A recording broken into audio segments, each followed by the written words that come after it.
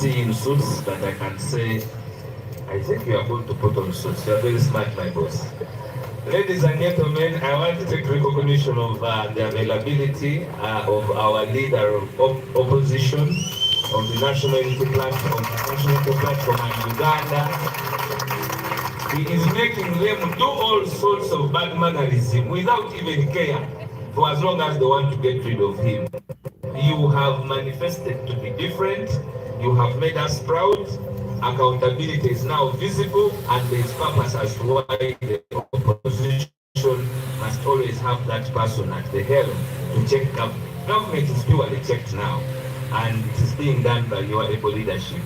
No matter the murky waters, you are doing whatever it is humanly possible to make a point of what Uganda must be, and we are extremely, extremely very proud of you, our leader of opposition. And I told them, Mr. President, the other day, they were asking a question that why did we choose a leader of opposition and yet we say that Bobi Wine won the election? And it was being said by a man who had been in Parliament, even when they were making that very law. In Uganda, we elect Parliament and the presidency independently. That is why the presidency, the person running for president must accrue 51% as an individual, and then have Parliament to assist in the doctrine of separation of powers. And in that doctrine, the doctrine of separation of powers, a president can be a president and have a Parliament which is not admissible to him, but he just his way forward to work with them through memorandums. That is why the remove bill cannot work, because the parties stand independently of what they stand for. They are not, choice is not taken that because they have come number 4, number 5, number 6, now they are in the opposition. Somebody can be number 4, but when is there now then? And you have seen many of them. That is why we could not have refused to elect a person to lead the front of Parliament are independent of each other. Thank you very much, Mr. President. Allow me to introduce the presence of our beloved Deputy President, Her Excellency Lina Zedriga.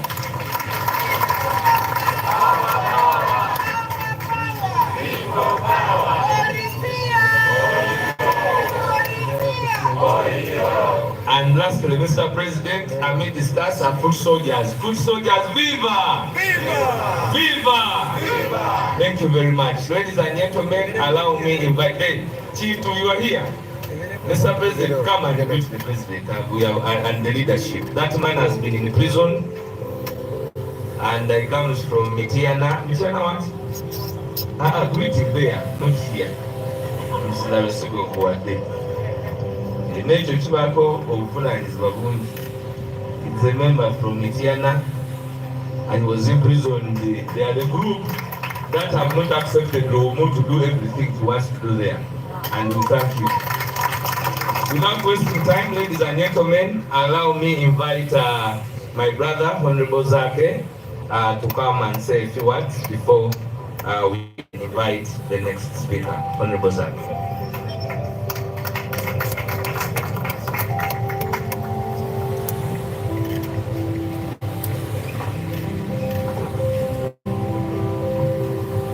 People power, our power, NUP, everywhere.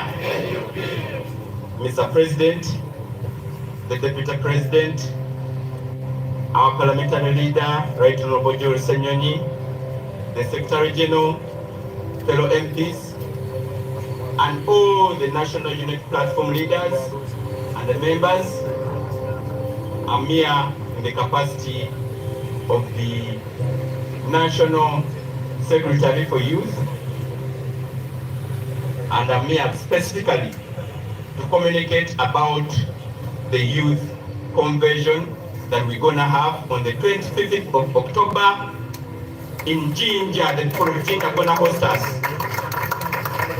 Specifically, this is a convention that we had last year for the very first time.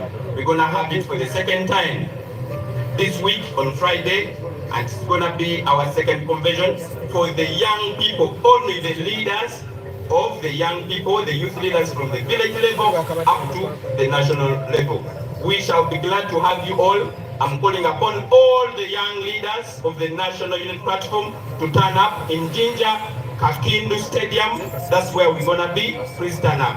Banangeze wano okubategeeza ku lunaku lw'abavubuka olugendo baayo eno wiiki ku Lwokutaano, era nga nsaba abavubuka mwenna gye muli mutegeezebwa nti ku lunaku olwo tugenda kubeera ffenna Kakindu Stadium ejjinja, tugenda kuzoganyaamu, tugenda kubyogera, tugenda kukikwasaganya, tugenda kulaba nga tubeera ffenna, kubanga guno omulembe gwaffe ng'abavubuka ate President yagutukwasa ddala ki.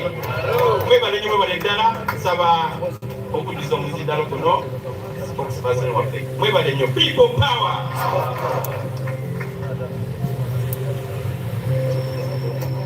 Thank you. We have Ministers, Mr. President. You will allow me, Chambogo University Guild President Flag Bearer, Mr. Mugali Humphrey, is with us.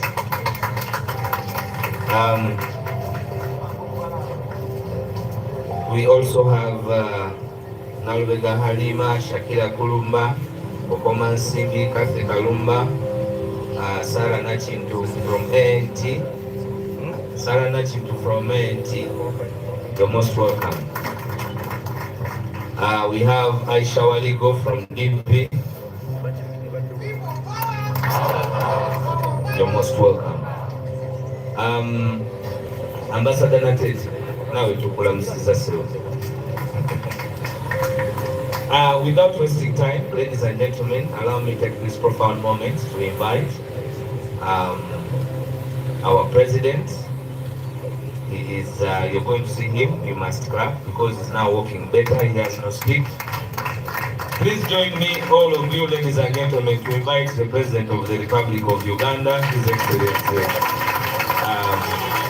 Jagulani Robertson. When the going gets started, the talk must get going. Someday one day that's become the stage. Thank you. People power! Our power! NUP! And everywhere! In Kisaro! In Arua! In Midiana! In Agago! Even here!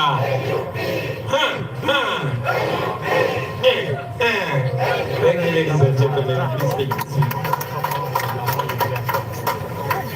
Very glad to see you, ladies and gentlemen. Somebody welcome the ambassador of Firebase United. Ambassador tukwaniriza. Nawulira ng'omutamivu agobye ambassador nali manyi bagobye. Nategeeza okulaba nga kulaba. Ladies and gentlemen, it has been a long time since we had a press conference here, since we spoke to you. And between then and now, so much has been happening. On a positive note, I want to thank the Almighty God because I'm personally getting better every day.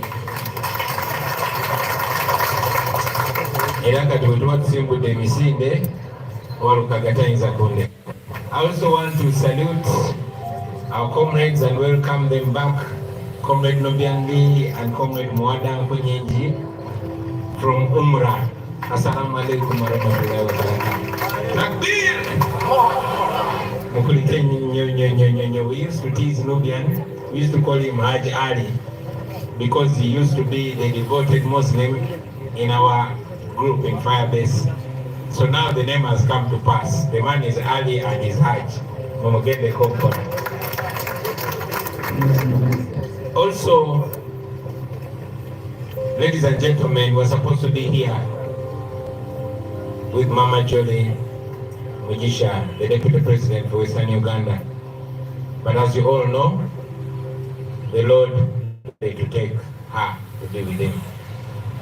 We continue to pray for her, we continue to remember her, but most importantly, we continue to hold so dear the values that she held so passionate.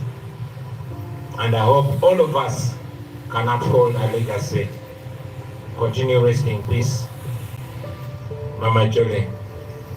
I also want to send condolences and heartfelt messages of solidarity to our brothers in the Anglican Church that lost the former Archbishop Sekade. May his soul rest in eternal peace. Meanwhile, the lawlessness continues, the impunity continues, the injustice continues, the shamelessness continues. While we are here, a short while ago, our brother, commonly known as Taps, received shocking news, which by extension was shocking news to all of us. His father was attacked and murdered in his house. Now all of you know Taps. Taps is a very, very radical activist. He speaks truth to power. He exposes the regime at every opportunity. He fights for freedom at every opportunity.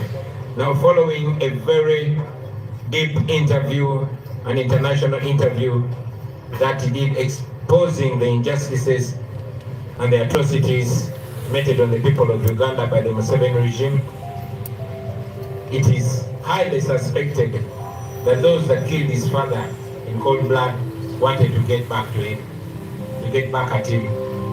We know that one day all this will come to light, and those that did it will face justice. Now today, ladies and gentlemen, I want to talk about only two things, maybe three. First, I want to add my voice on the many voices speaking about the plight of the political prisoners that have been held in prison for the longest time, some for approaching 5 years, and others years and several months. Now all of you know that these people were arrested and detained without any crime. We challenged the regime, we challenged the judicial system to expedite their prosecution. They didn't. No evidence was adduced, but they continued torturing, in prison, and intimidating them. All of you know that because our leadership is so reduced, you've seen irresponsible people speaking in the name of the government and bragging about, pressuring and coercing these prisoners to accept the crimes they never committed. You also Balaam visiting prisons beyond visitation hours. Many times I myself went to prisons, Kitalia and Luzira, and they blocked me from seeing these prisoners. And yet, at hours sometimes past midnight, sometimes on weekends, Balaam and other regime apologists were allowed access to these people. They constantly told us that they were being coerced, they were being intimidated, and others being promised lots of things if they lied on themselves, if they accepted the crimes they did not commit. Ultimately, many of them accepted, not all of them. There are still 9, including Machete, Kalanzi, and others that are still standing firm.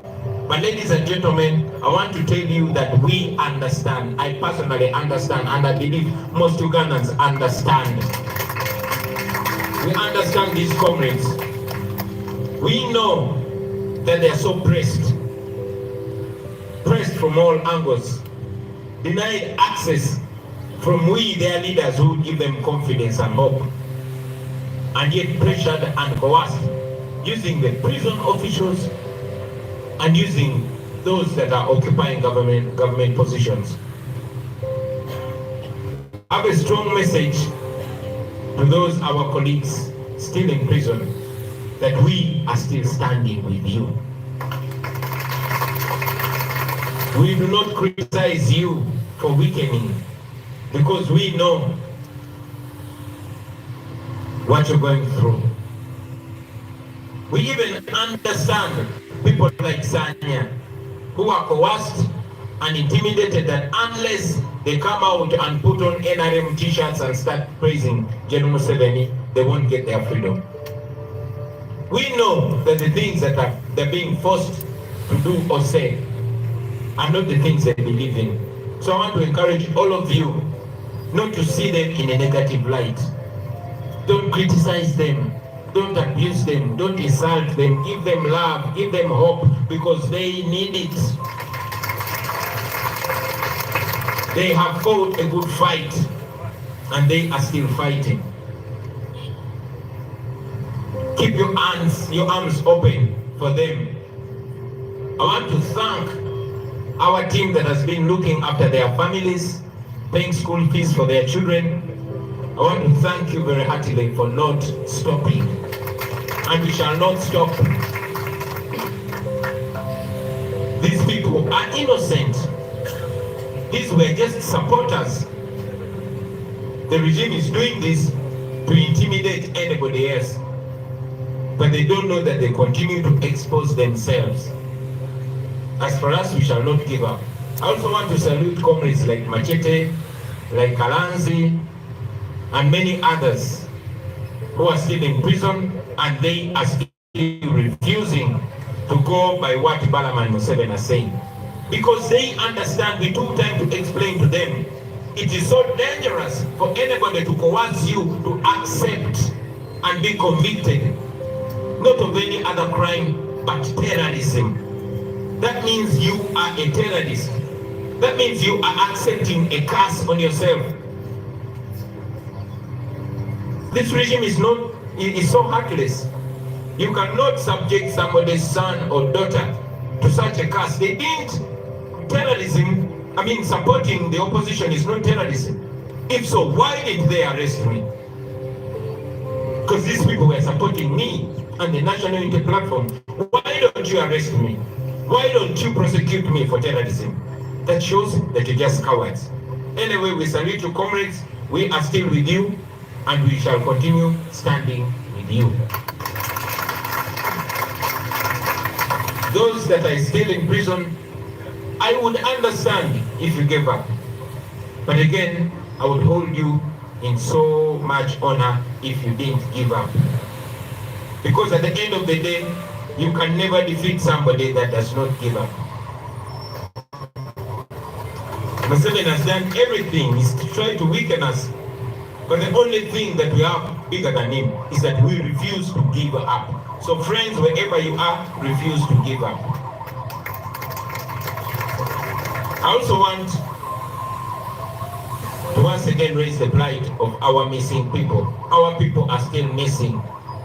The Chibalama family is still crying. The Kanata family is still crying. And 18 other families. Those people are still missing. Nobody has ever seen them. We want them. We continue to demand for them. Now this takes me to my next point, and that is the sanctions that were recently slapped on 4 police officers, namely Kagaura Bob, Moine Alex, President Dan, and Womanya Eli. These criminals in police uniform took part in the gross torture of Honorable Zake. And we told them we are going to come for you, whether when or when we are going to come for you. And here we are. But these are not the only culprits. Culprits are many. The main culprit is General Museveni, his son, and those hangers on. And we are going to go for them. It might take long, but it will happen. And when it happens, it will happen firmly. This is to remind all those that are in positions of power, especially the police and the military. Justice will come for you personally and your family, because these people are sanctioned with their families, not just them. So the long arm of justice will one day come for you. You do these things, but we won't forget.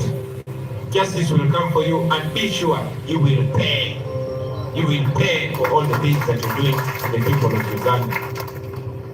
Very finally, I want to remind the nation, promised we are going to come to you in our next phase of the nationwide tour. We are still working out a few modalities, and we shall soon announce our schedule. So, be ready for us, comrade leaders, we are coming for you. We are coming to West Nile. We are coming to Masaka. Abe Masaka Tujja. We are coming to Kisoro. Atale Kisoro. Dana, tell the people of Kisoro. We are coming, and we are coming, all of us, with all of it. In the West, we are coming. Kasese, Kamama, we are coming. And even those in Kampala, we are coming. Abe Wakiso. Naja, Tujja. Naja Mugabe Tujja. So, muzikirize binumbize mu Uganda very briefly, and maybe tujja kufuna ebibuuzo okubajja mu kasero ne banyabo. Tusanyuse nnyo okubalaba olwaleero nga bwe nabagambye nti olunaku lwaleero twandibadde ne Deputy President wa Western Uganda, Mama Jole Mugisha, naye Mukama yatusinga okumanya, yasinga okukola enteekateeka ez'enjawulo, yasalawo n'amutwala gy'ali.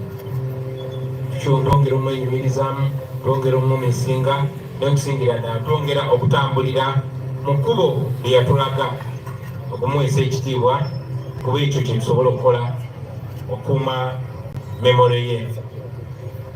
Namaze n'okulisaayo muganda waffe Nubianli ne muganda waffe Honorable Muwada, ennaku ezo twabalaba nga banekanekanye mu byeru nga bagenze kukaba okuliko eyo basebo.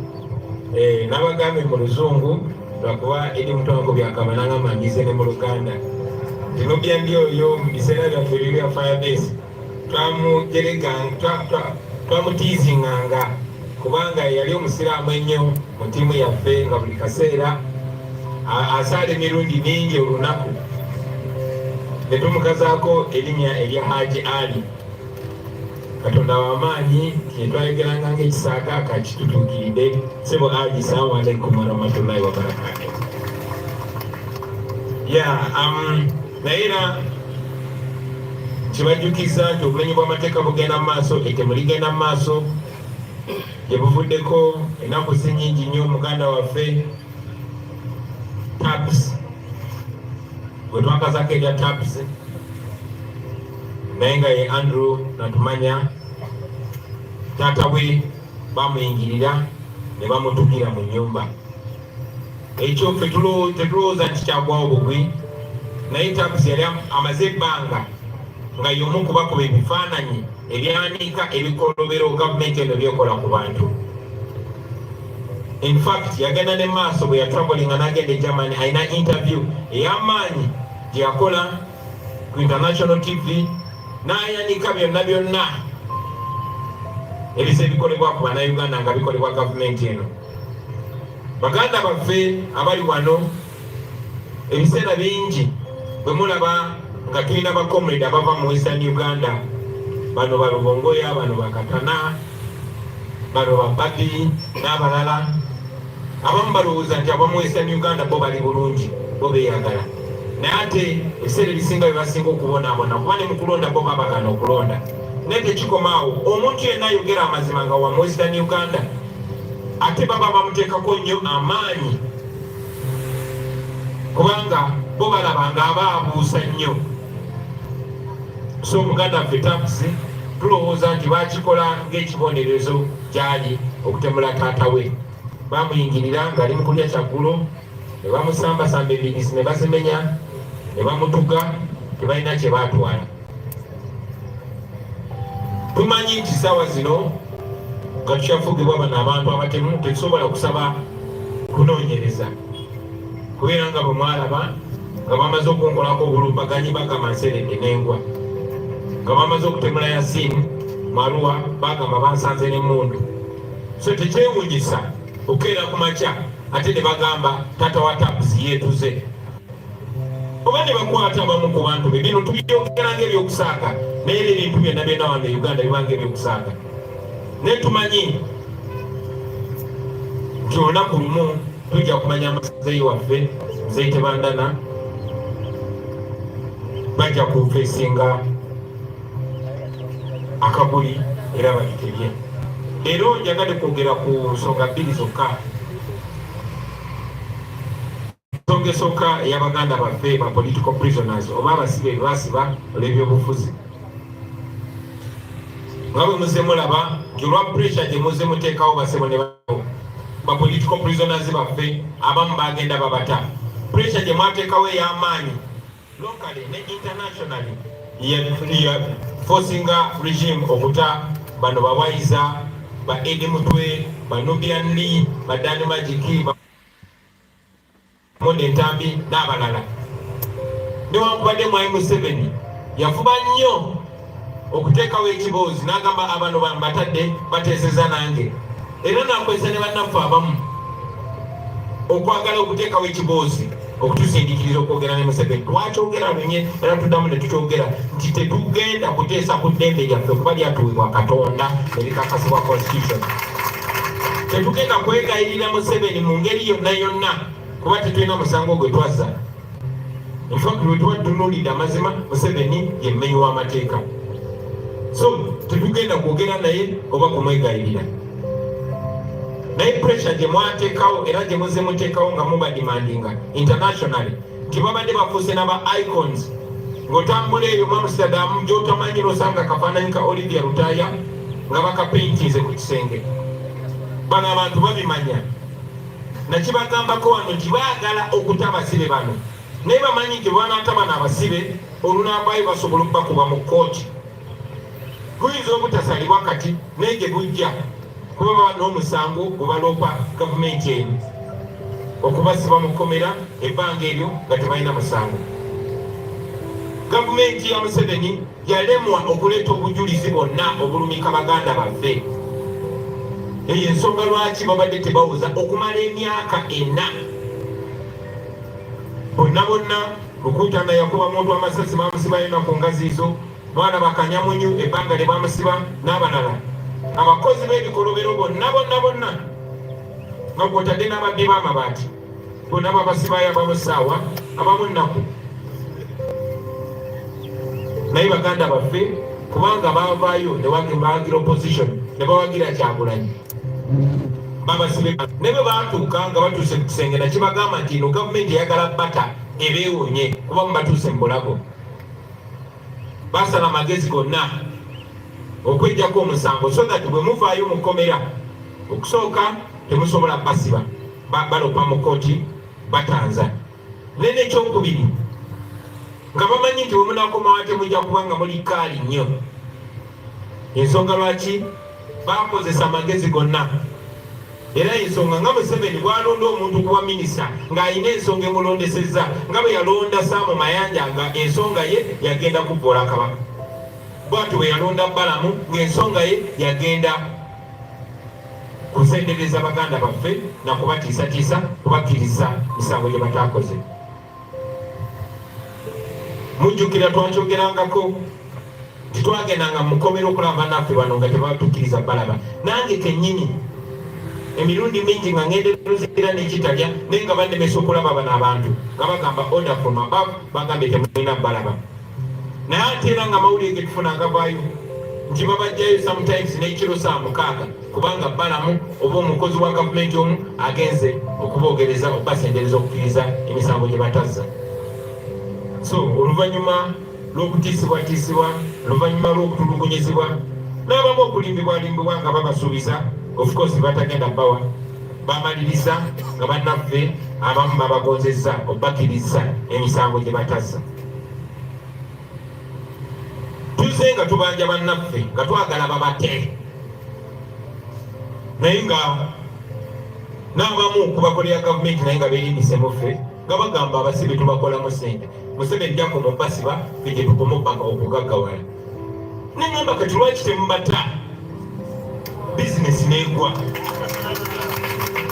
Lwaki temubata netubanga tetukola ssente kuba tubadde tugamba bannaffe bata naye nga baagala babate nga babataddeko ekikoligo. Era abamu babasindikiriza babatiisatiisiza babanyigiriza ne bakkiriza emisango gye batazza. Si musango gwa kubba nkoko, si musango gwa accident, naye musango gwa butujju terrorism. Ogwo gwe musango ogusinga obubi mu nsi yonna. Era kyannaku nnyo kya mutima mubi nnyo omuntu yenna okusindikiriza omwana wa munne okumuteekako sitampu eyo nti ono convicted terrorist. kyono terrorist baba kulemeseza emirimu yonna yonna baba kulemeseza okutambula mu nsi yonna n'okusingira ddala n'ekifaananyi kyo babaagala baveeyo nga bakutaddeko conviction eyo nti ne bwe baddamu ne bakwata ne bakusimbako omulamuzi. Waliwo mateeka kye bayita repeated offender, kiraga nti gwe wasalirwako n'oku musango ogutali gwe omusango mulala gwonna naye gw'obutuju. So kyannaku nnyo nti abaana b'abantu bangi babataddeko ekikoligo ekyo, naye ffe tumanyi nti tujja kimenya, tumanyi nti ebyo byonna tujja bisazaawo, tumanyi nti neeyo conviction tujja gye overturninga. Kyannaku nnyo nti Saabalamuzi Owiny Dollo avuddemu bannayuganda aleetize down next generation. Lwaki omuntu yenna yeesiga amateeka ge Uganda nga basobola okukwata ne bakutulugunya ne bakugyamu enjala ne bakwata ne bakutwala mu kooti y'amagye nga toli munnamagye, ne bakuyisa eyo nga tolabye na kulooya ne bakussa mu komera emyaka 4 ne kugamba tulina chief justice, bandi bane bamuyita chief injustice. But anyway, byagenda bwe bityo. Njagala okugatta eddoboozi yange ku maloboozi amalala gonna. Bannaffe abo ffe tetubasalira musango n'omulundi n'ogumu. Olivia Lutaya ne banne tetubasalira musango.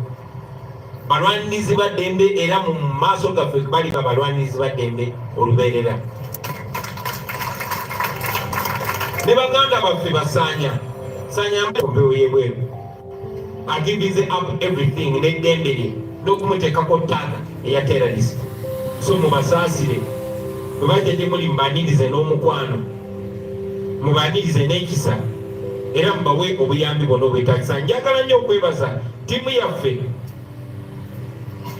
abali wano n'abali mu diaspora ababadde balabirira family zaabo ba political prisoners n'abantu ababuzibwawo, abasasulira abaana baabwe school fees, ababasasulira rent. Mwebale nnyo butalekerawo. Twabasaba tugende mu maaso nga tuyamba bano abantu baffe kuba bino ebintu byonna bakozesa lwampaka ku mudumu gwa mundu. Ne mukkiriza mwebale nnyo, mwebale ddala era tetugenda kulekeraawo. Mumanye nti eyo yonna gye muli tukimanyi kye muyitamu era tumanyi bye babakozesa, ne mumanye nti muffe mukyalinamu emikwano egibaagala egibalwanirira. Ekyo kintwala ku nsonga ey'okubiri, ensonga ya sanctions oba nati ezateereddwa ku bapoliisi abalala 4. Omwo mwe muli Kagarura Bob, mwe muli Mwine Alex, mwe muli Twesigye Hamdan, mwe muli ne Womanya Eli. Abo abasirikale 4 be batulugunya Honorable Zaake ne bamufuwa pepper spray mu maaso n'amala emyezi nga 3 beena nga tasobola gaggula bulungi. Be bamulemaza, be bamutulugunya mu kiseera kya COVID nga bo balowooza tubyerabidde. Gaali mawulire ga ssanyu naye tegatumala. Bano si ye tageti yaffe. Tageti yaffe ye Museveni ne mutabani we n'abo abamwetoolodde ate nga tujja kubafuna. Twagala okwebaza ttiimu zaffe mu diaspora n'abali wano nammwe abeera ku social media ne mu expose nga bino ebintu. Nze nga mbagamba nti tweet gy'okola oba Facebook post gy'oteekayo munaye tekoma ku ggwe, egenda wala. So bano abantu babataddeko nati n'ebyobugagga byabwe byonna ne biwambibwa. Omanyi abo ebyobugagga bwabwe biri bweru kuba bamanyi time yonna tubatwala emisinde. Naye ate neyo gye bapulaninga okuddukira kati gye tusoose naye ne tuggalawo. N'ebyobugagga tebiwambibwa, amayumba gabwe ne bizinesi zaabwe ne ziwambibwa. Ate tekikoma ku bo, wabula kigenda ku bakyala baabwe, kigenda ne ku baana baabwe. Abaana baabwe abasomera eyo n'abakolera eyo bonna bonna bali ku nnyonyi eddako enkeera okukomawo e Uganda. So njagala okubategeeza nti tetutudde. Musobola okukola byonna byonna bye mukola bisasulira. Muyinza okubikola nga mwagala kusanyusa Museveni naye mujja bisasulira mwenna nga ne bosi wammwe Museveni mwali. Ekisemberayo ddala bassebo ne bannyabo kwe kubajjukiza nti nga bwe twasuubiza tugenda kubatuukako mu bitundu mwemwe yenna gye muli era tujja. Njagala okusaba abakulembeze bannaffe, bacoordinators baffe, abantu mubateeke mu mundu munaabasima tinabalamba. Tujja e Lwengo, tujja Bishop tujje ewammwe emityana so mutulindirire tujja batuukako tuteereza nsonga ntono za program then mu bbanga tono tujja kuba twanjula program yaffe yonna nga bagenda otambula ndowooza eddakiika esigaddeyo kanzireke zibereza bibuuzo ebiva mu bannamawulire nammwe bamemba baffe mwebale nnyo mwebaye ddala mukama abampeera omukisa. People power, our power, NUP everywhere. Zidabwala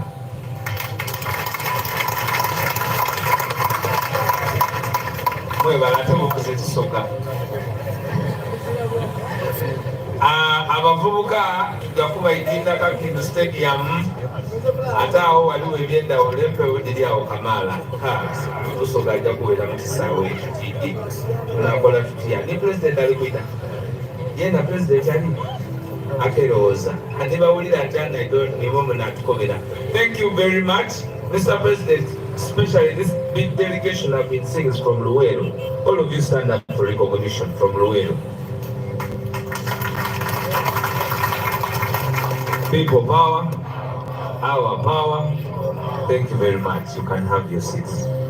I want to thank you for being attentive, and I would now want to give the media the opportunity to ask a few questions.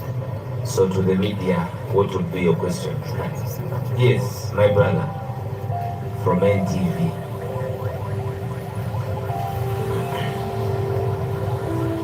Good morning. Good morning. Raymond Tamale from NTV. My question goes to Principal. A few days back, a certain member of parliament was on the radio station and he said that he negotiated to get Nombian Lee and Eddie Mutu out of prison, and he also negotiated to get your passport. Is this true? And what do you speak about these comments?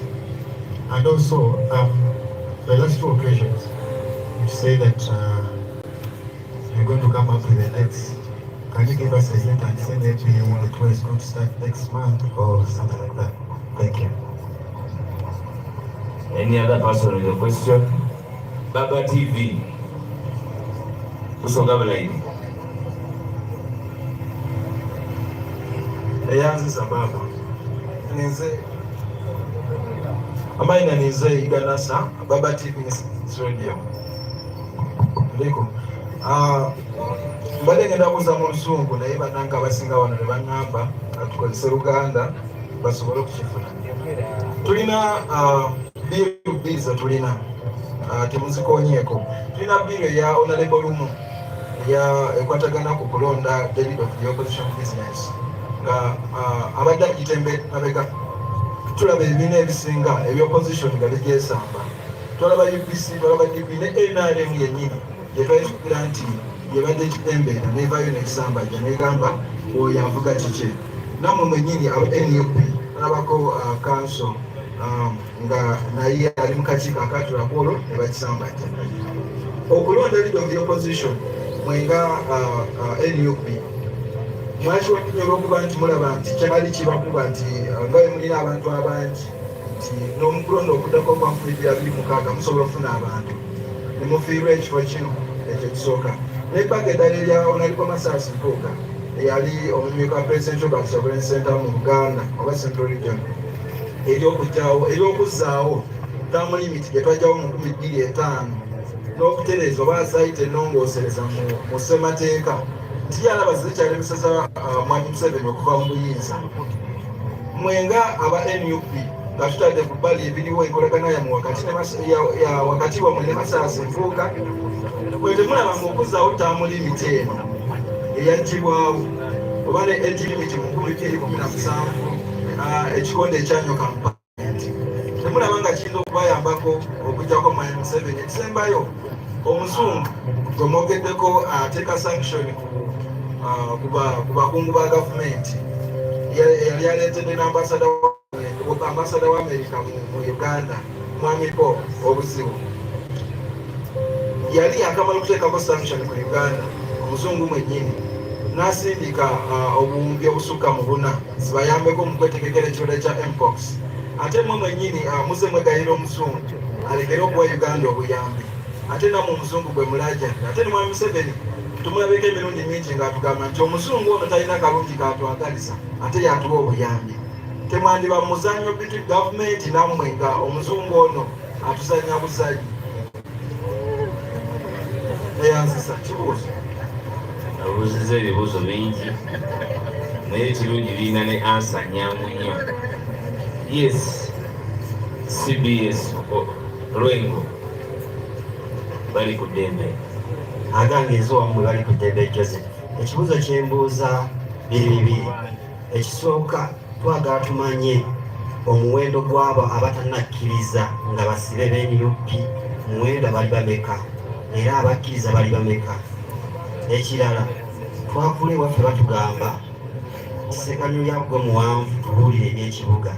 Twagala Mr. President atubuulire alambule bulabe ki abo abakkiriza omusango we bayinza okusanga oluvannyuma lw'okukusala.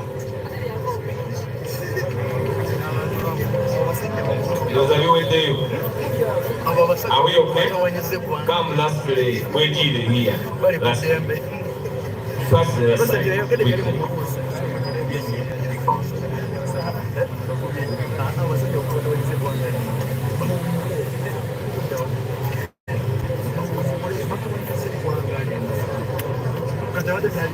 I think Virginia will give us the last question.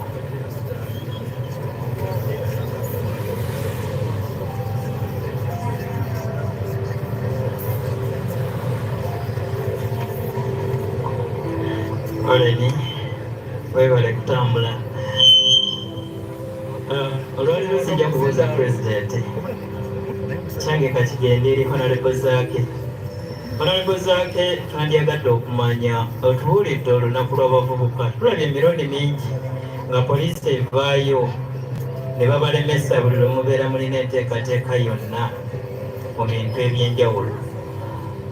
Gwe nga Ssaabazoganye era mukwano gwa poliisi singa bavaayo ku lunaku olwo ne bagamba nti nedda leero tibino tebijja kubaawo obagamba ki? Asubire toli mu kusendasenda zaake nti mukwano gwa poliisi bamutuseko obufune.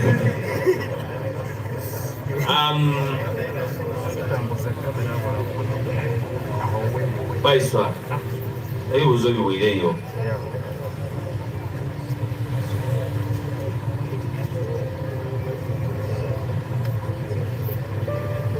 Very quickly, please. Last list will be the last one.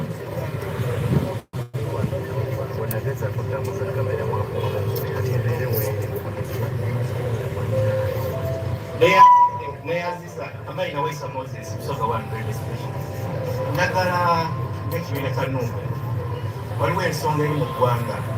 Kibuuzo oba oyagala? Kibuuzo Please.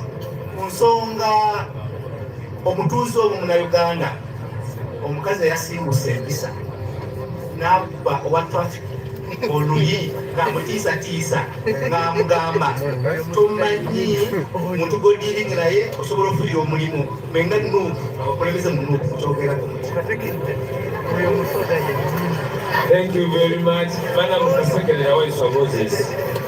Abuziza ekibuuzo kirungi nnyo era nze Waiswa Alex yakiiramu.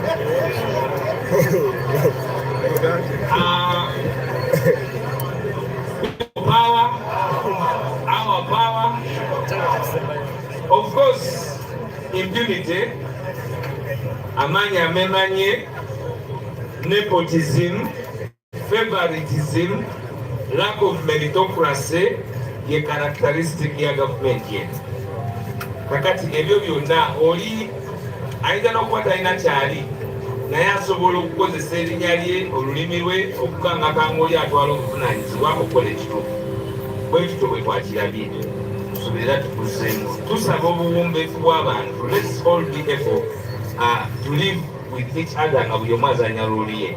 Newankubadde olw'olumu ne poliisi nayo eyitiriza omuntu ayinza okeera ku makya nga yagenda asuze ku lefiti gwe n'omuteekako embeera n'aliyapiti nga bw'atyo.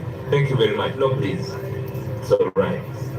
Thank you very much. We will not have more questions. The questions are enough and we are done with that.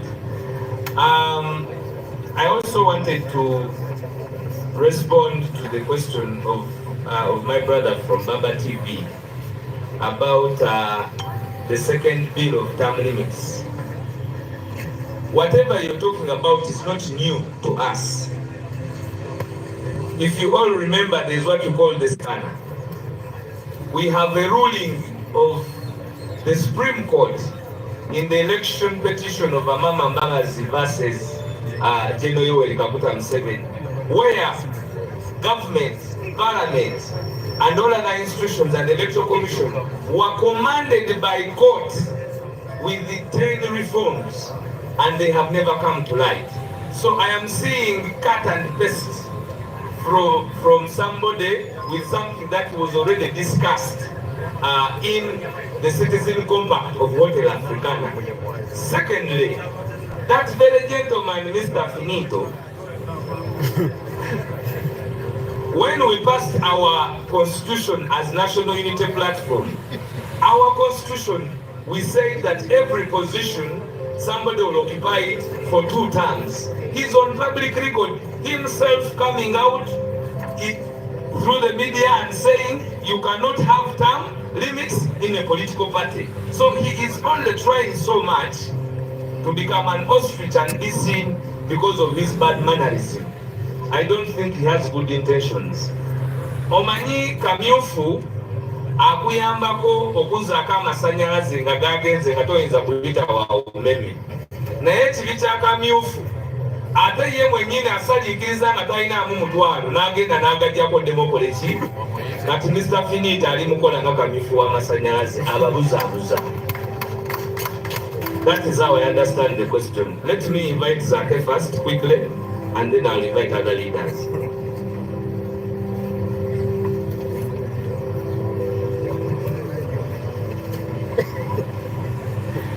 Thank you, Mr. Sematimba.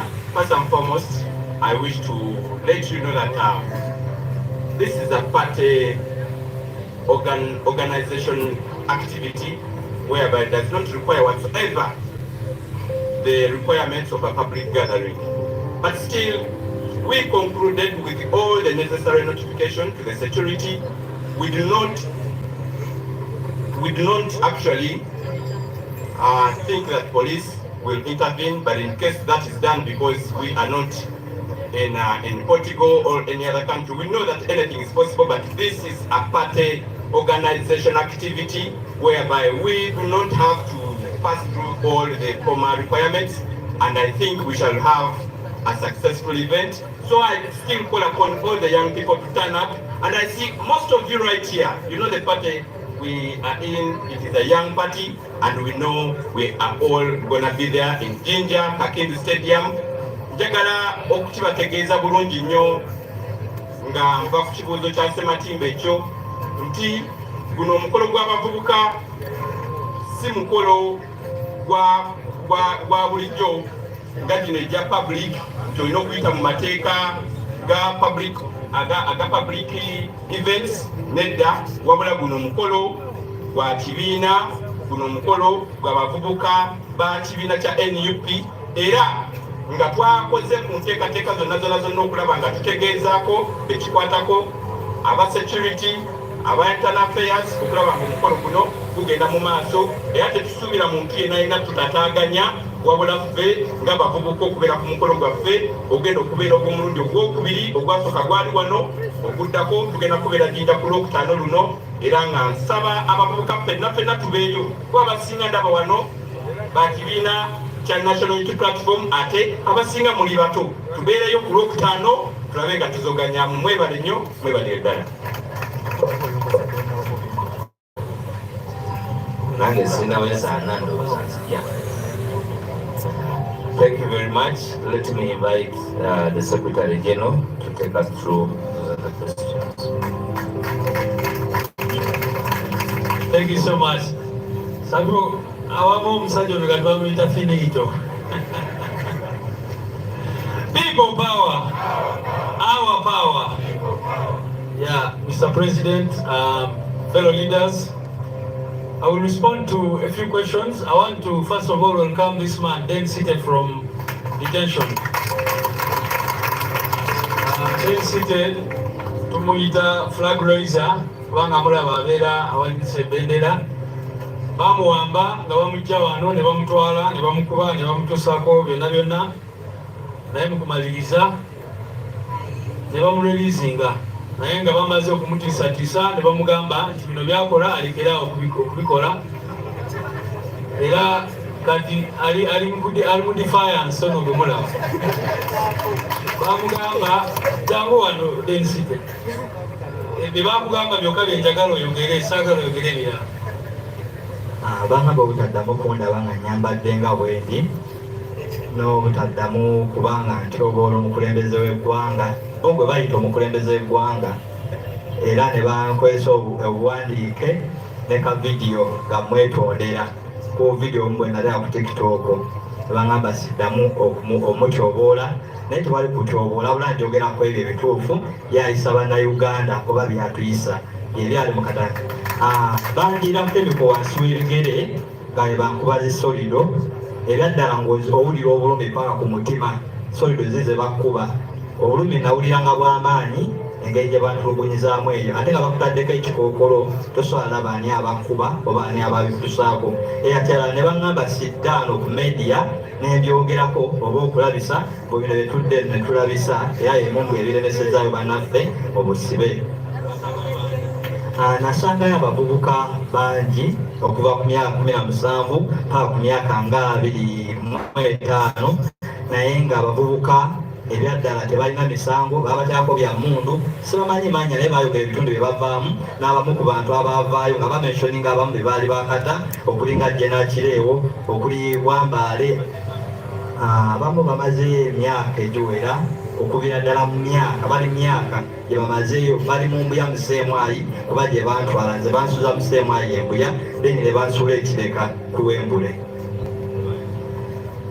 So tumugulisayo muganda waffe oyo, naye muwulira ebigenda mu maaso mu ggwanga lyaffe. Okwesanga nga abavubuka bali eyo bamaze emyaka 3, 4 nga bali ku CMI, teri amanyi wa gye bali, tebamanyi ddi bwe banaavaayo. So naye nga bwe ntera obagamba Katonda kyakulabirako, tebaba bakuba babakola ki, as long as ensonga bwe banga yo ekyaliwo bakola ki, bamala budde.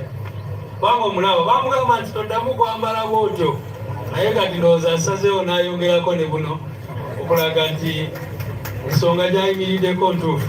Sibakuwandulira nno, naye kyeŋŋamba bakimanye nti ne bwe banaakwata abantu bameka, ensonga zaffe ze tuyimiriddeko bwe ziba zikyaliwo, era tujja kusigala nga tuyimiridde kweza ensonga. Olunaku lwaleero era nga bwe mumanyi baganda baffe yakirewo ne Bobi Wine abaleeta ku kkooti y'amagye, nabo babatwala nga tebalina musango, era ebbanga lyonna lye bamaze mu nkomerero mulimanyi bulungi nnyo. Akirewo naye bamukuba bubi nnyo bwe batyo, bamukuba solido wansi w'ebigere ne bakola ki, bamutulugunya nnyo n'ebirala bwe bityo, ne Bobi Wine of course n'abalala. Waliwo abuuza ekibuuzo repercussion for pleading guilty, nti oli bw'aba amaze state kyegezaako okukola, president nga bw'ayogedde, ekisooka baagala kumakinga sure nti bano abantu baffe bwe banaavaayo baleme okubagulako omusango ogwa malicious prosecution. Kubanga singa oli akusibira bwerere emyaka 4 n'amala n'agamba nze nkutadde, oba osobola omusuuwinga for malicious prosecution. So bana munaba abalala bakolera Museveni bakimanyi bulungi nnyo nti bano abantu singa bavaayo nga tebakkiriza gino emisango, automatically bajja basuuwinga.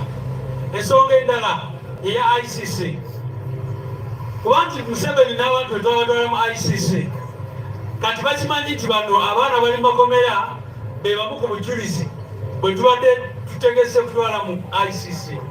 Kati baagala bakole plea of guilt, omuntu aveeyo agambe nti omusango naguza, so that time bweri bwetuuka ICC ne bagamba mujje bagambe nti mulaba bapleadinga guilty. Naye ate simanyi bwe balowooza nti ensi yonna yonna nsiru tetegeera nti abantu tebalaba, buli omu mu nsi yonna yonna akimanyi nti bano abantu bakakidwa okukkiriza kino emisango. Kati repercussions of course bwe tuba tubagamba ngano abaana nti temukkiriza kino emisango, first of all obeera ne criminal record, kiba kitegeeza nti wazza omusango gwe bamanyi bulungi nnyo nti tebazza. Era mpulidde oyo abuuzizza nti bali bameka abakkiriza n'abatakkiriza bali bameka. Waliwo abantu 9 abo president bayogeddeko abali Machete, Kalanzi Ashrafu, Emma Kato n'abalala. Abo bo bagambye tetwakola musango. Era omu yatugamba nti ne bwe mba sabba nkoko n'oteeka ku gun point n'ogamba kkiriza tuwabba enkoko, sigenda kukkiriza. Wakiri okole ki? Onzite. Kakati abo 9 bo basazeewo ne bagamba tetugenda kukkiriza bino ebintu bye tutakola, tetwagala tubeere ne record eyo. Naye ne bana bakkiriza tutera nnyo ekyogera, tukimanyi bulungi nnyo nti kino kyetuliko lutalo. Era abantu balina breaking points ez'enjawulo, kyova olaba tugamba nti bali abantu tubategeera. Twogera nabo mwana n'akugamba nti maze ebbanga mukomera, siraba ki ekigenda mu maaso, siraba ki ekivaayo. Muwadde mulira regime propagandists bagamba toba oli awo bannamateeka tebakoze kimala, ki kye baalagadde bakole. Mirundi emeka gye twakapulayingira bbeeyi, n'ogenda okuapulayinga bbeeyi omulundi ogwasooka kkooti y'amagye yagamba nti bano abantu abazadde baabwe tebasobola kubeeyimirira. N'obuuza muzadde w'omuntu aba tasobola kumweyimirira, kiki ky'otegeeza? Ogwaddako ne tukwata abazadde b'abantu ne tukwatako abakulembeze ba MP n'abalala. Kkooti y'amagye nevaayo negamba okusinziira ku ffe bano abantu tebalina gye babeera, baali tebalina maka mwe bava. Ebyekisiru kubanga osobola okyogamba nti bano abantu be bajja mu mayumba gaabwe, novaayo n'ogamba nti these have no places, tebalina gye babeera, n'olwekyo tetugenda kukola ki. So abo bagamba nti balooya tebalina kye bakoze, balinga abatamanyi kigenda mu maaso. Kubanga ne bw'oba looya ki, bw'oba oli mu kkooti y'amagye eyo ekolera ku ngombo gye bagamba order ya jeshi imoja, batambulira ku order ng'eva eri waggulu, kubanga kkooti y'amagye eyo eteebwako Museveni era yagiwa directives bwe balina okukola byonna byonna. Ekirala waliwo abuuzizza ku sanctions zino, ndowooza abadde nasa wa baba oyogedde kusomoozebwa okuliwo nti tusiba tukolina for sanctions, naye ate tulaba gana amawanga ag'abazungu gakyakolagana n'ebijimu gawaayo obuyambi n'ebirala bwekityo. Kakati ensonga ziri bbiri. Ekisooka, obuyambi obumu obuva mu mawanga ago obugenda directly ku bitongole ebikola ku bintu ebiyamba bannayuganda, obwo tubeera abatima bwe tugamba nti nabo mukole ki? Mubuyimirize. For example, abanye ne bagamba nti waliwo ekirwadde kya mpox kiri mu kubonabonyabonya ensi yonna yonna, ne tugamba nti obwo buyambi temubuwaayo. Newankubadde ku side endala tumanyi bulungi nnyo nti n'ezo ssente oluusi bwe bazireeta bano ababbi bakola ki? Bazikwatako. Naye eyo ye dairema ebeerawo oluusi nti newankubadde oyagala bateekewo sanctions balekerawo kuwa aid, bwe mukikire nti amawanga agasinga gaali gawa gavumenti ya Museveni sente directly through its ministries. Naye olwa corruption buliwo enguzi bungi nnyo buli mu gavumenti, amawanga agasinga galekeraawo okusindika sente eri gavumenti, wabula gawa ezo sente directly through initiatives eziyambako ku bantu. Gazitekinga directly okula ARVs ziyambako ku bantu abalina obulwadde bwa mukenenya, bayambako directly. Kakati nga NUP tetusavayo ne tugamba nti nabo abantu olekerawo okubayamba.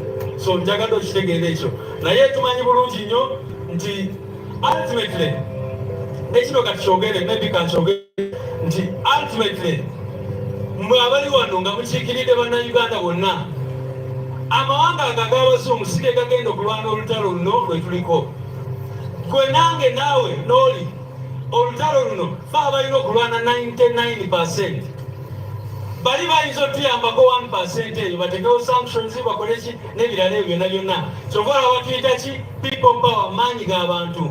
Kubanga tumanyi nti ultimately reason lwaki tukola byonna bye tukola, lwaki tugenda kuddamu mu nationwide tour, lwaki olunaku lwaleero tuli wano kubanga tumanyi bulungi nnyo nti ultimately bannayuganda ffe kennyini fe abalina okukola ki? Okwegjako nakyemalira.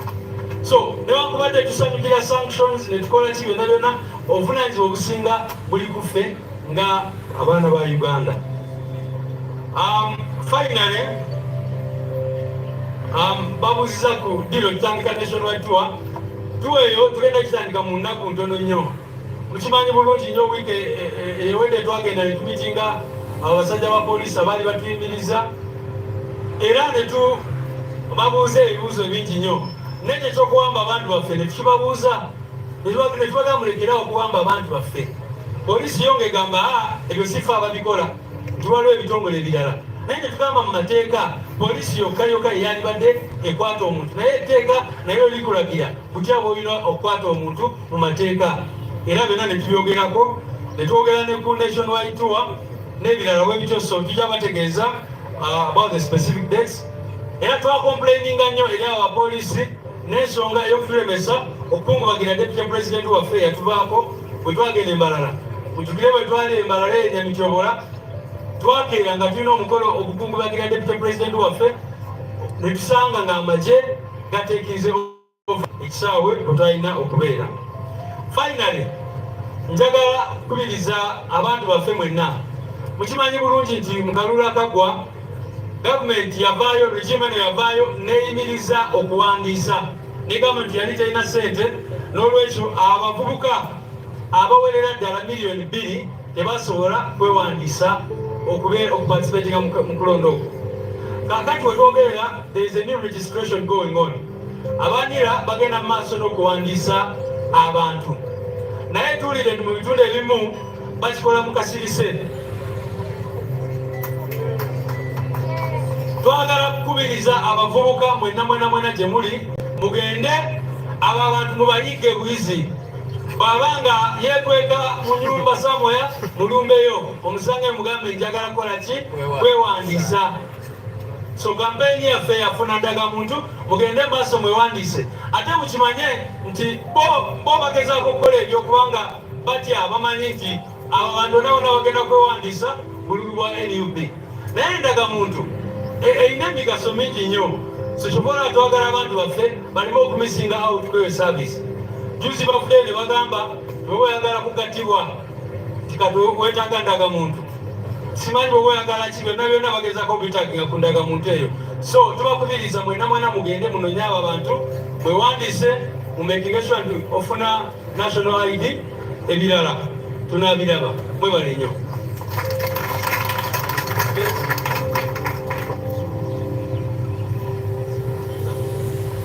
Let me invite our leader of the parliamentary council.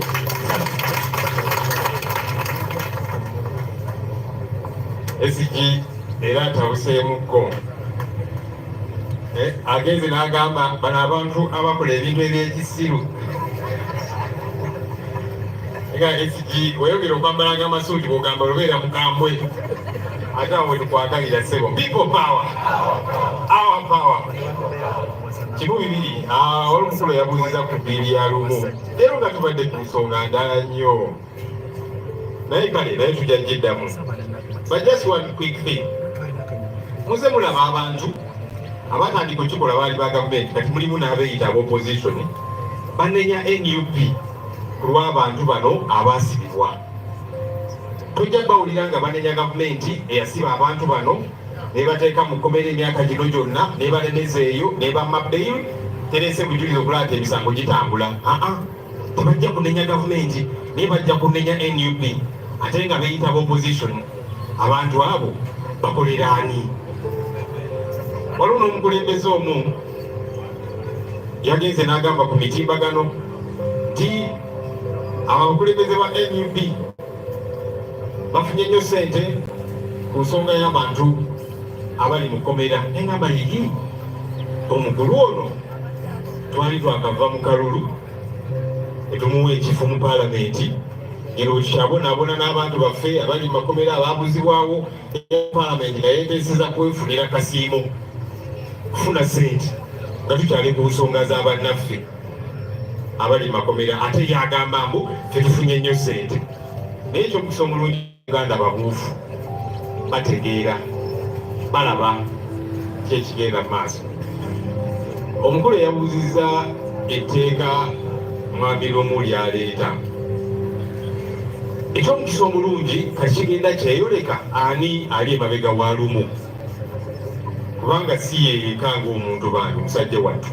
Era omulaba atagala leero n'agamba kyakati loleropu ando bamuteekako akazito kale kati katukyuseemuko ne deputy speaker abe nga ava mu opposition nti kale tukole bwe tuti, kubanga abantu bonna ab'opposition beebuuzaako bonna bamugamba nedda ekyo kikyamu, ate yagamba etteeka alireeta kuyamba opposition. Kakati ekibuuzo kikyaliwo, omukulu ono ali yekka? Answer yammwe nange.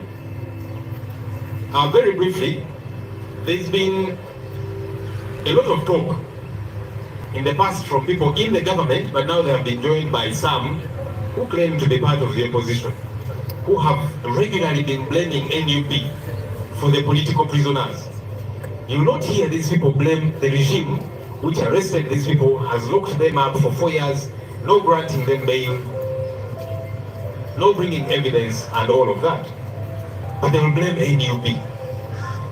So you keep thinking and wondering, who exactly do these fellows work for?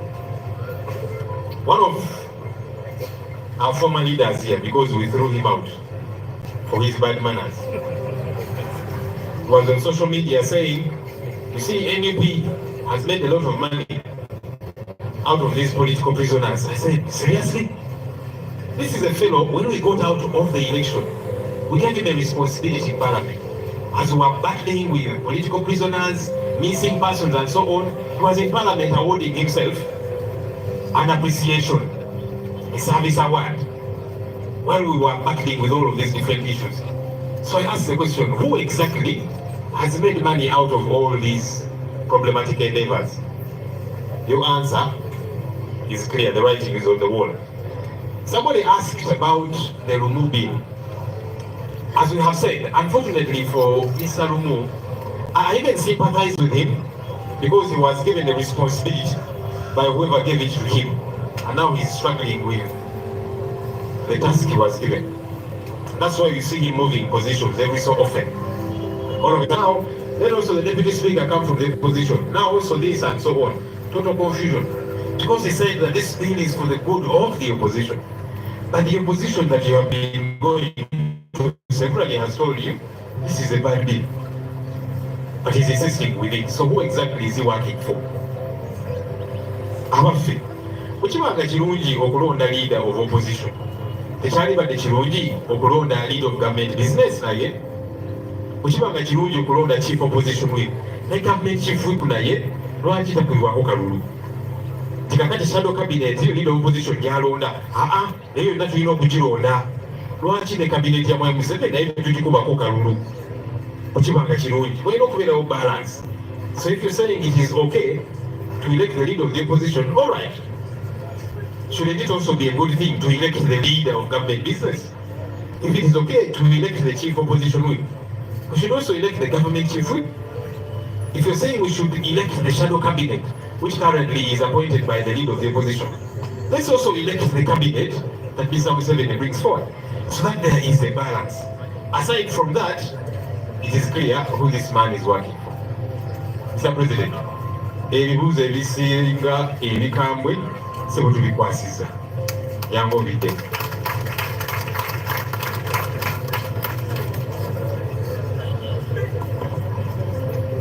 Thank you, Comrade Lop. Secretary General Chitufu yawaddemu ennyimvu naye ate Lop wazoba yamense bumensi. Naye era mwanyumye nnyo baganda bange ndowooza munyirire nga bwe mutyo obusungu bwe buviirayo. I think the questions asked or directed to me are rather diversionary. Naye ate naakola ntya nga mubimbuuzizza. Tweyama okubeera ba servant leaders. Somebody said I negotiated for Nubian and Eddie Mutwe to come out of prison. And also says that I negotiated to get my passport. I don't know when my passport was taken. Has my passport ever been taken away from me? No, nobody has ever taken my passport from me. So who do I negotiate with to give me back my passport?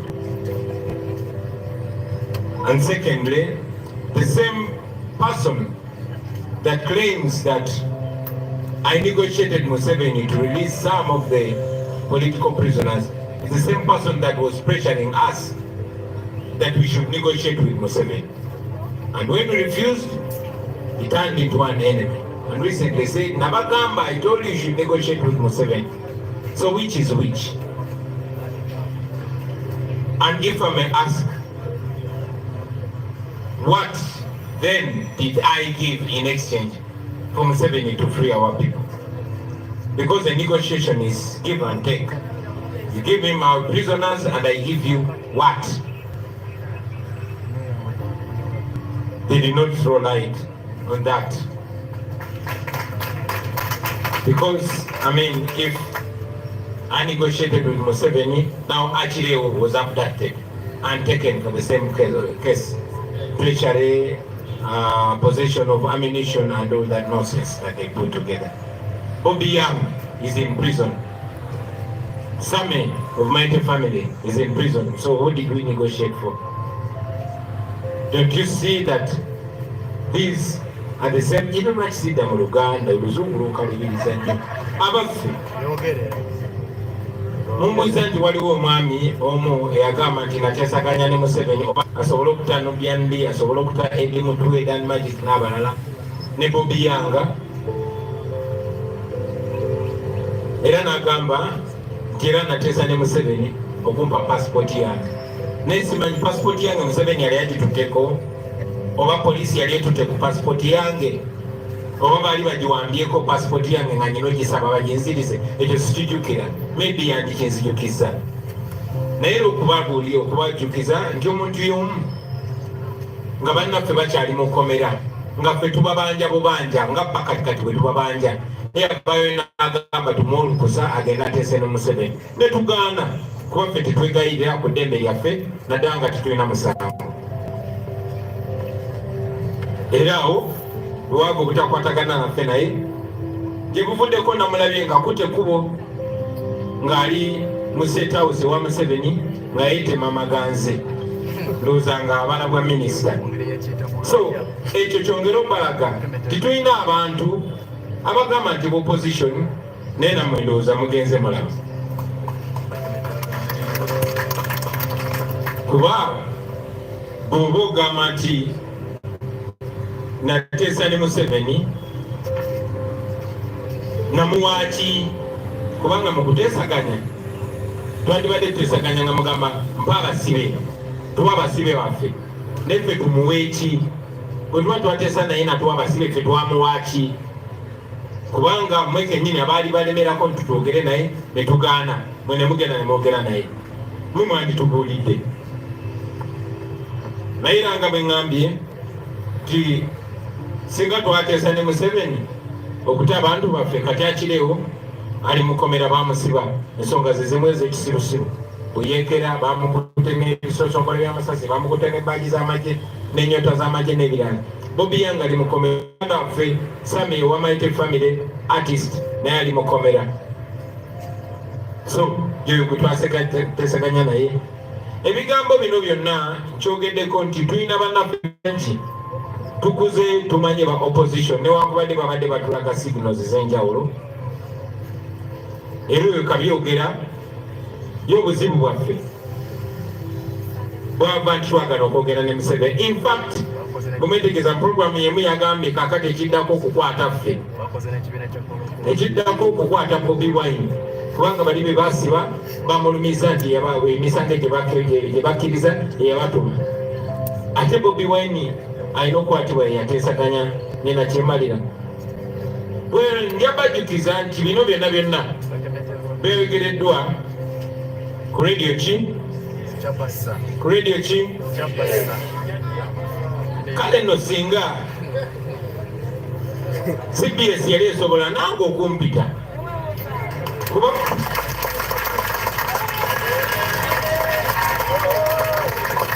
kuba radio ya bujjajja ate nga abajjajja ababogerwako ne jjajja wange naye mwali kyandibadde kirungi nnyo. Otherwise abantu bajja tandika okugiraba rediyo y'abajjajjaffe nga propaganda rediyo ng'omulimu gwayo kusiga bulimba, kubanga bw'obanga buli wiiki oleeta omuntu ng'asiga bulimba nga topic ebeera NUP naye nga toyinza kuyitayo yadde n'omukulembeze wa NUP n'omu ayogerere NUP, mpozi abo abaagulwa betwatwala mu paliamenti ng'aba NUP ne babagula kati omulimu gwabwe konjera NUP naye bwebabeera nga puroguramu ekwata ku NUP n'abakulembeze baayo omuli Kyagulanyi naye nga Kyagulanyi toyinza muyita olw'abalala ebigambo bikomyawo.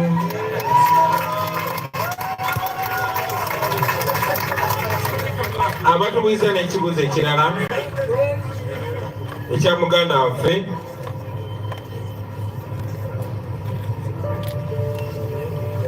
aleeta embago mu palamenti nyo n'agamba naye lwaki temuliwagira bonaye tuwagira enkyukakyuka zonna naye ne tumanyi tebasobola omukwata omuntu ne bamutebatiza opposition n'aleeta n'embago muteeka.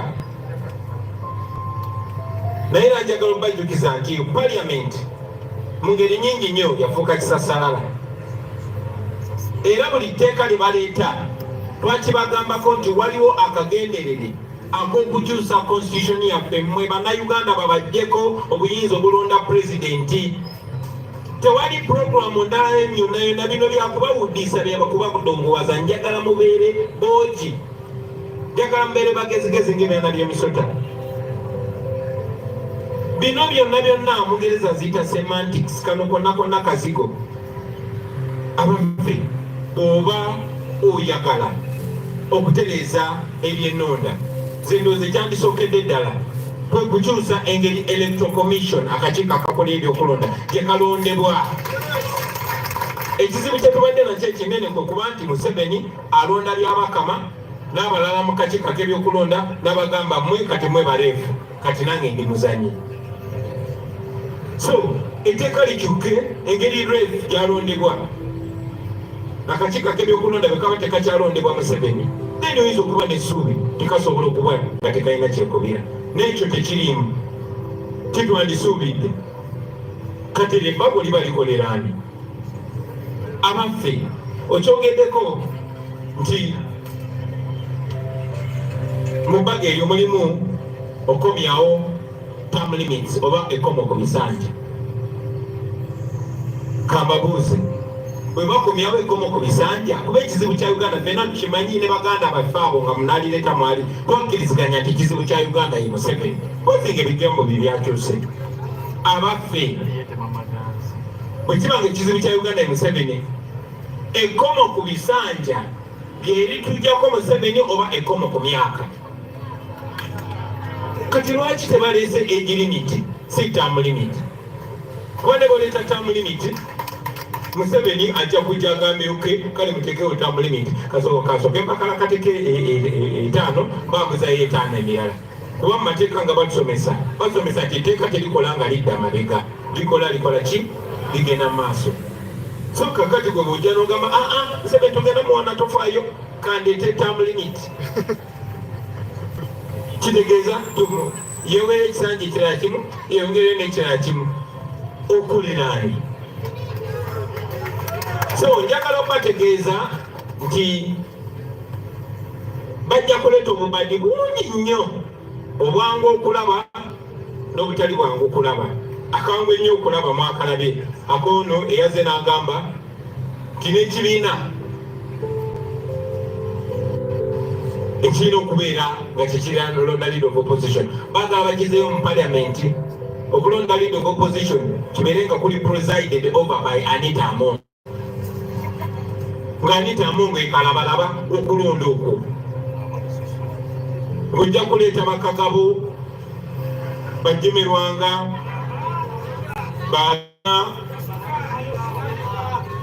n'abaana bonna ne bannaffe bonna nga ne finito mwali. babeere nga be balonda leader of opposition.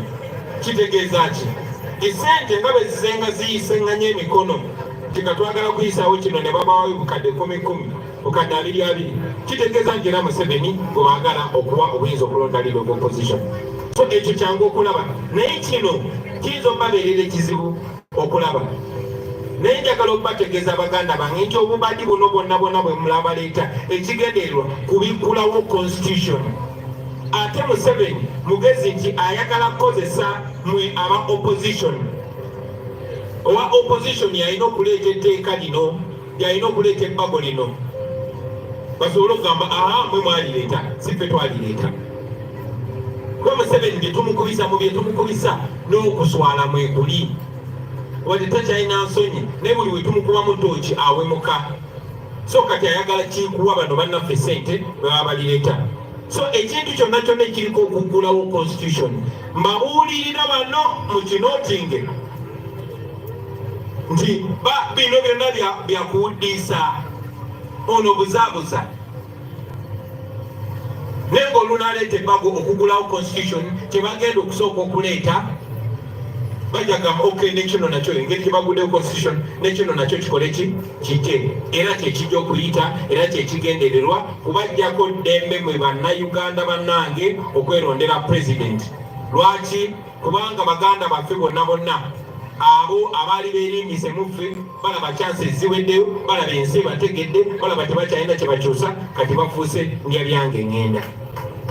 Njagadde nnyo ekyo ekintu kibateekere mu light muleme kubuzaabuzibwa kubanga mujja kubuzaabuzibwa ate mutuuke mu biseera eby'omu maaso mutandike okwemetererwa emmeeme. Mwebale nnyo mwebale yeddako mpuliza.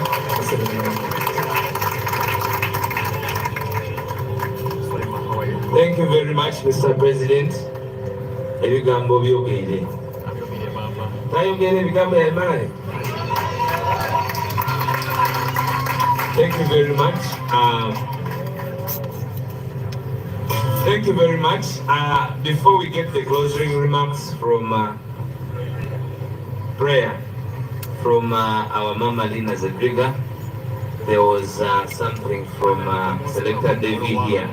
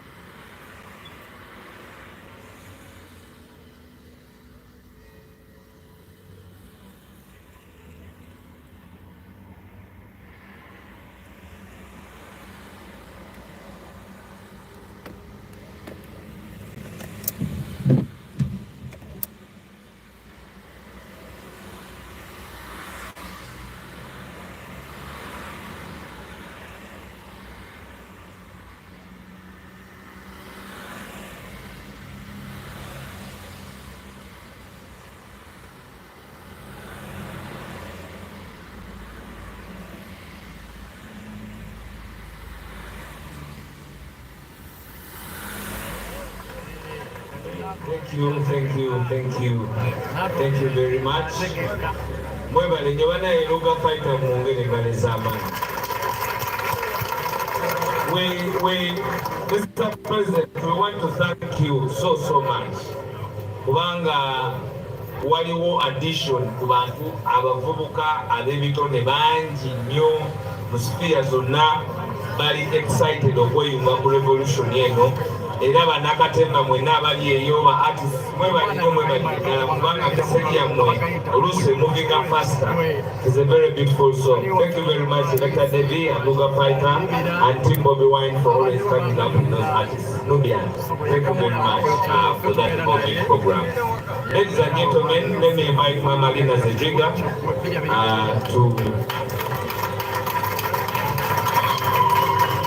to finally dismiss us. She's very fit.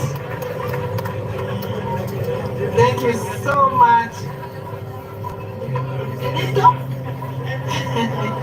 Council, the de facto and de jure President of the Republic of Uganda,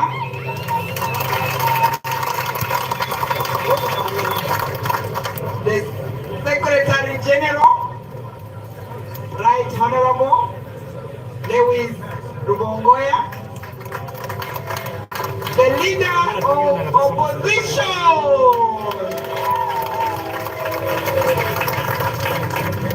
all you members of parliament here present,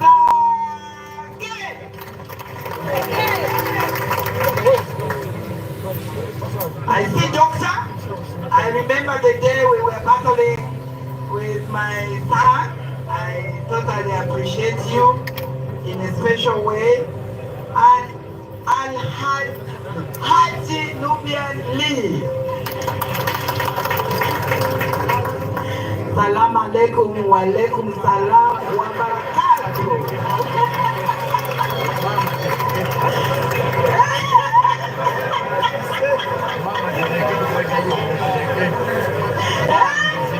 Yes, I would like us to celebrate Nubian Lee Haji in a very special way. And Haji Mwada Nkunyinji, are you around? You are not around. There are also some special people that I would like us to take note of. There is my daughter from Mukono. Yes! That's a look at a piwa, by the way. Do not look at the color. We blend. I also am humbled in the presence of the founder member of the Uganda Catholic Lawyers Association, was the secretary, council, and this organization has grown so far. We have come from very, very far. And each one of you are, of course, Honorable Walukanga, you thought I had forgotten you. Because one time I was, allow me to explain this, at Magere, and he wanted to introduce himself to me. He didn't know I knew him so well. Hey! And then I was focusing so much on our team, so I'm very honored to have you here today. And each one of you, all the Lord Mayors, and of course, the student leadership, where are we? Where to lead? Are we present? Are we present? The people, power! Our power! Ra! Cha! Cha! Cha! Cha! Yes, and the media fraternity. Without you, of course, we would not have been here speaking all the Luganda and English. I just want to close the prayers with a quote from Saint Padre Pio. Saint Padre Pio says, I want to cry for those in prison and those in exile. I want to pray for our community. I want to work. Jangalo kukola. Tuino kukola. Esia fe. Tuino kukola. Naye, we have to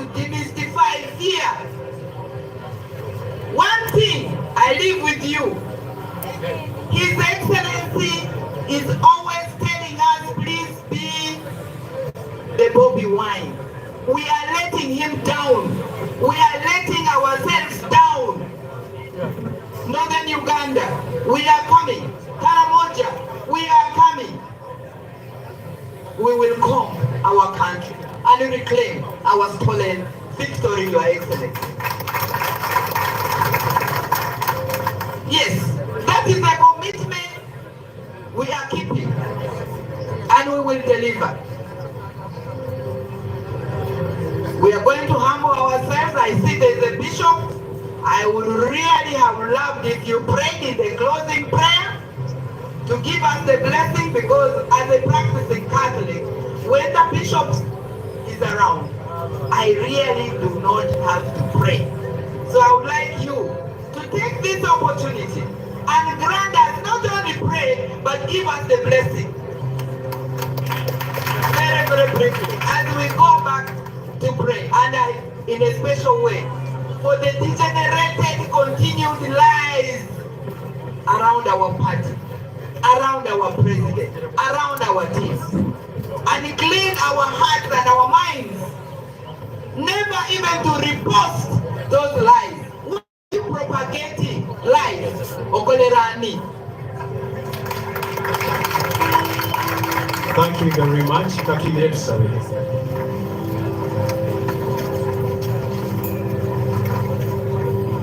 Mu linnya lya Kitaffe n'Omwana n'Omwoyo Mutukuvu. Kitaffe Katonda omuyinza ebintu byonna, twagala okwebaza. Tukwebazizza olw'ebigambo ebyogera wano olunaku lwaleero byonna. Mukama Katonda omuyinza ebintu byonna, eggwanga lino erya Uganda ggwanga lyo. Gwe Katonda eyalituwa era n'oluteeka mu ggwanga lino. Naye Mukama Katonda ayinza byonna, laba abantu obakaaba, babonaabona, abalala bali mu makomera nga tebalina musango.